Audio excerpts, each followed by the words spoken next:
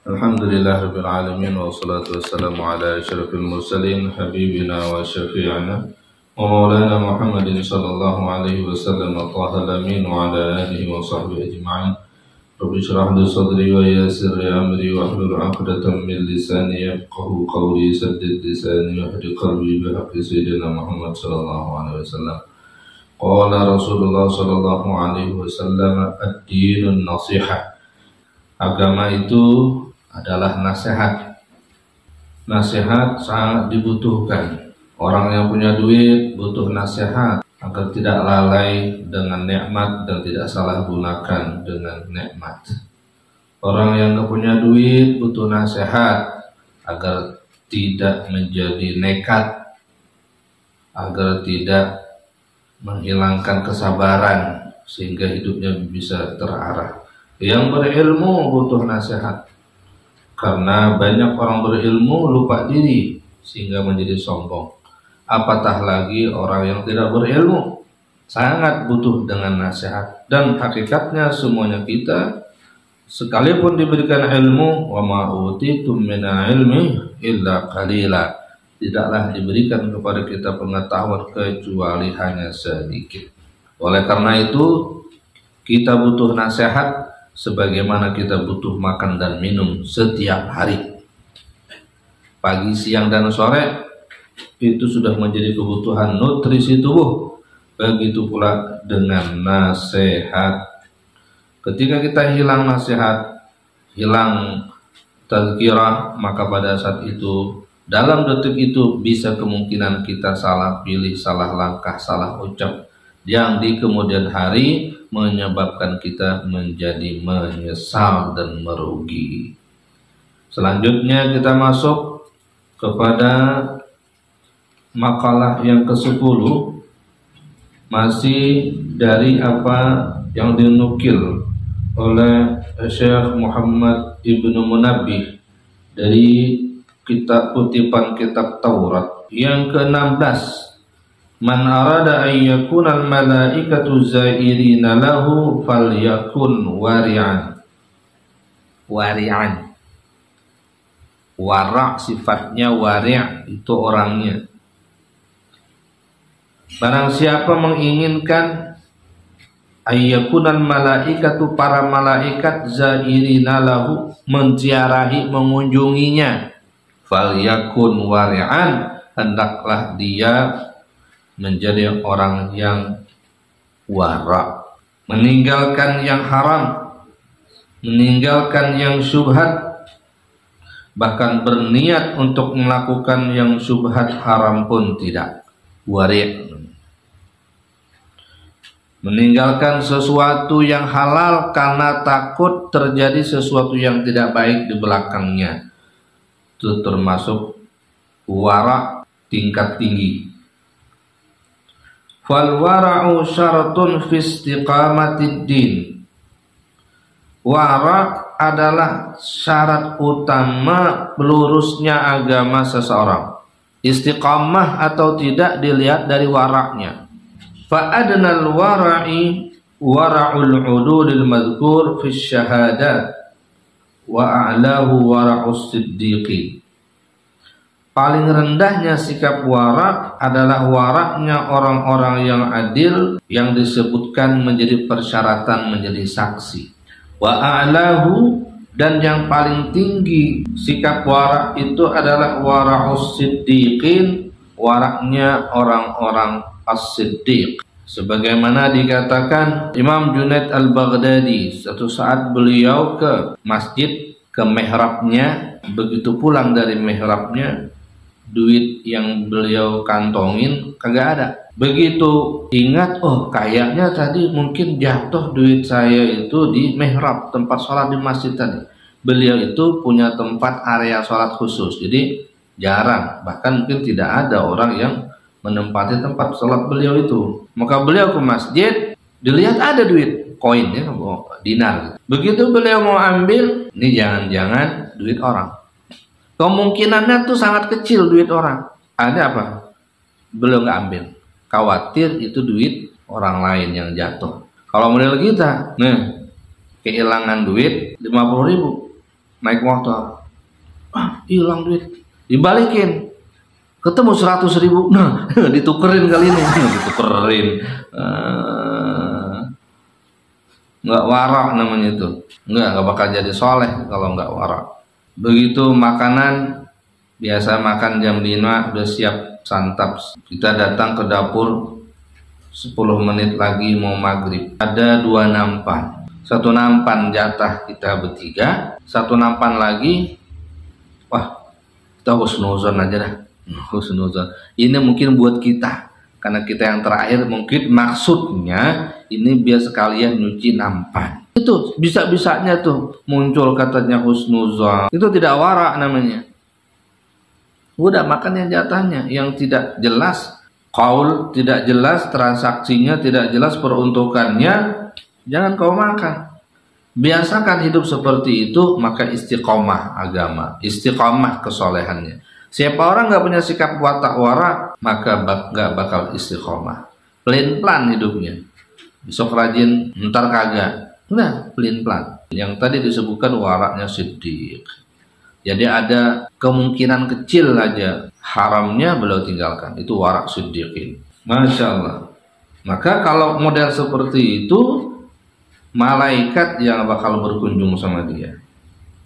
Oleh karenanya Nabi Shallallahu Alaihi Wasallam sabdakan, khairu dinikum al-wara'u, sebaik-baik agama yang kalian punya, sebaik-baik nilai agama yang ada pada diri kalian adalah ketika warak itu berada menjadi karakter kalian. Wasabi ashar, yang ke-17, man arada ayyaskuna fi buhatil jannah, barang siapa menginginkan menempati, tinggal di tengah-tengah surga, ay wasataha, buhatil jannah, falyakun zakiran lillahi bil laili wan nahar, maka hendaklah dia menjadi sosok yang berzikir kepada Allah pada malam dan siang hari. Biasakan. Kalau berzikir itu istiqomah. Enggak bakal istiqomah tadi kalau enggak punya sikap warak. Kalau berzikir 1.000, 2.000, 3.000 bisa. Bisa. Coba yang sulitnya itu, yang mahalnya itu ya istiqomahnya. Baca sholawat semalaman 1.000 bisa. Tapi setiap malam belum tentu bisa. Itu yang punya sejarah diimpikan Rasulullah Shallallahu Alaihi Wasallam sebagaimana dalam kitab Al-Hikayat. Itu kan karena setiap malam Jumat saja dia 1.000 rupiah, 1.000 kali baca sholawat, tembus dia, dikenali oleh Nabi Shallallahu Alaihi Wasallam, ditandai oleh Nabi Shallallahu Alaihi Wasallam. Keistimewaan itu datang kepada seseorang yang sudah istiqomah. Jangan kau harap keistimewaan berupa ma'unah, karomah tiba-tiba datang simsalabin. Dia harus diundang dengan mujahadah. Qala Imam Qushairi, la yasiru 'abdun ila Allah Ta'ala illa bidawami dzikri. Tidak akan sampai seorang hamba kepada derajat ma'rifat illa bidawami dzikri, kecuali kemampuannya melanggengkan zikir. Itu Habib Zain bin Smith, ya, hafizahullah ta'ala, semoga panjang umur kita bisa sempat bertemu beliau, ya. Itu yang mengijazahkan Manhajus Sawi. Beliau penulisnya, beliau itu mulutnya itu nggak henti daripada zikir. Bahkan kalau lagi ngajar, berhentinya itu zikir. Atau lagi ngobrol, kalau berhenti ngobrol, zikirin, lisannya tuh langsung. Jadi beliau Habib Zain bin Smith ini dikatakan orang khalaf tapi berwajah salaf gitu. Orangnya orang modern, orang sekarang, tapi praktek kehidupan beliau itu seperti orang salaf. Jadi kalau pengen ngelihat bagaimana orang salaf hidup, ulama-ulama masa silam hidup, lihat Habib Zain bin Smith. Nah, ini yang jarang kita punya. Maka dikatakan kenapa orang-orang soleh masa silam itu lebih banyak ketimbang sekarang. Karena sosok-sosok kesolehan itu gampang ditunjuk orangnya. Jadi maksudnya begini, begitu kita baca kitab tentang kedermawanan, maka sang guru bisa menunjukkan siapa orang dermawan tersebut. Kamu kalau pengen tahu orang dermawan itu si fulan, itu dia orang dermawan. Maka kasus-kasus seperti itu menjadi percobaan. Kalau bahasa sekarang di prank. Diceritakan ada seorang yang terkenal dermawan datang, orang tengah malam, orang lagi tidur, dibangunin. Assalamualaikum, tok tok tok tok. Assalamualaikum, nggak dijawab masih tidur kali ya. Assalamualaikum, tok tok tok tok, belum dijawab juga. Assalamualaikum, kucuk-kucuk mata. Waalaikumsalam. Ada apa malam-malam gini datang? Ya Allah Pak, saya butuh bantuan. Apa itu bantuannya? Pengen minyak, pengen gandum. Ahlan, Masya Allah, saya dapat nepat apa malam hari ini? Tiba-tiba ada orang minta tolong. Ya silakan, berapa butuhnya?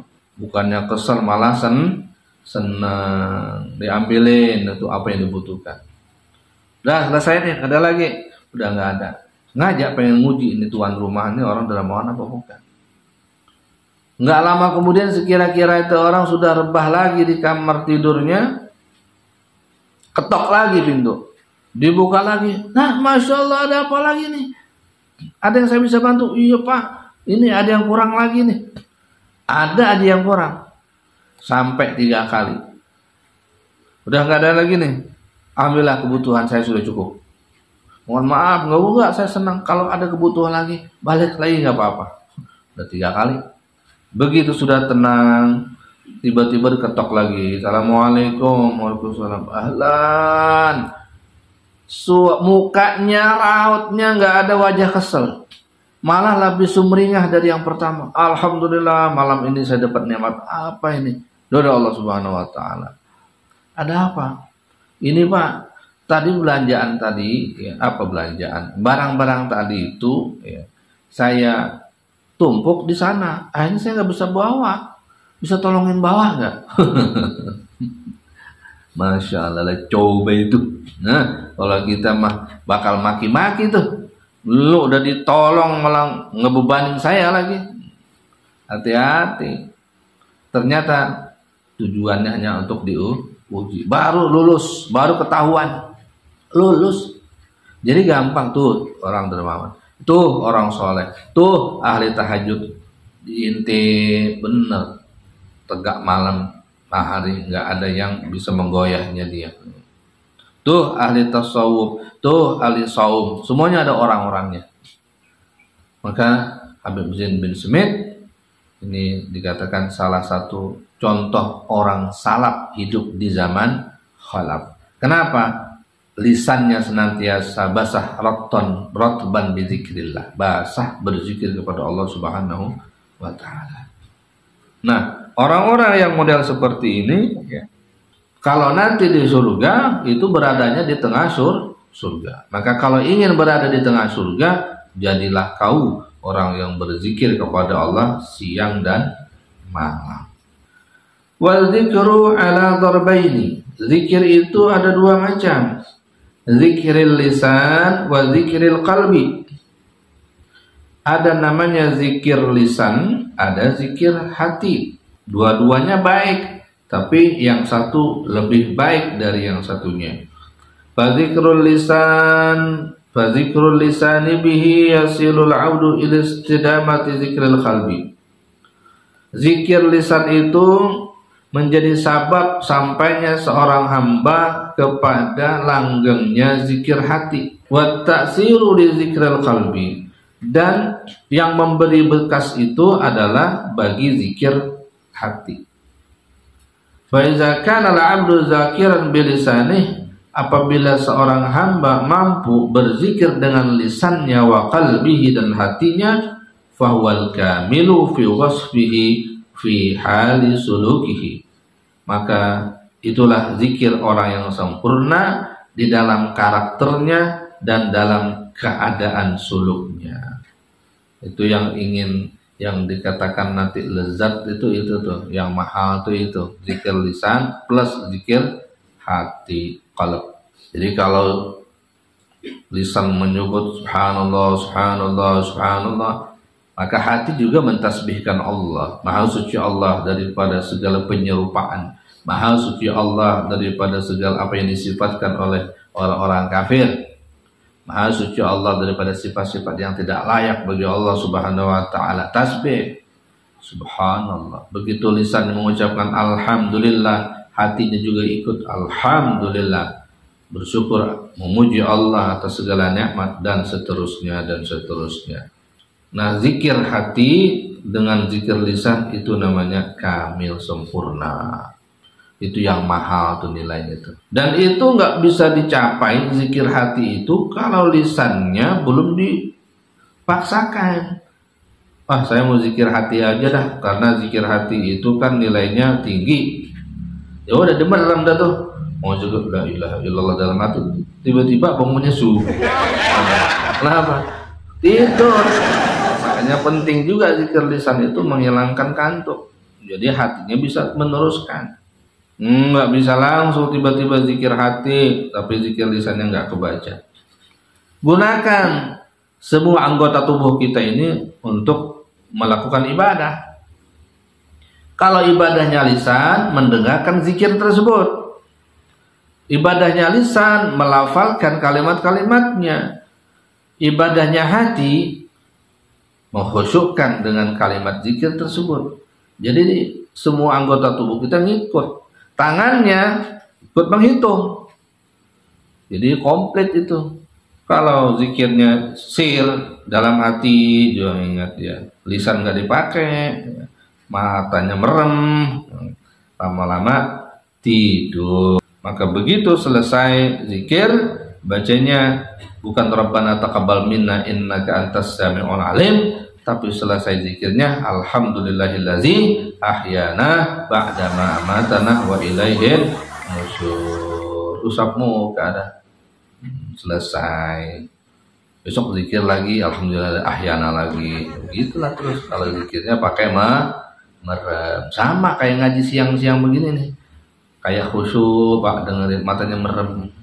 Tiba-tiba, loh kok cepet banget selesai pengajian. Katamu cepet, tadi udah 2 jam kita ngaji, nggak kelar-kelar ini. Ternyata tidur. Sudah, karena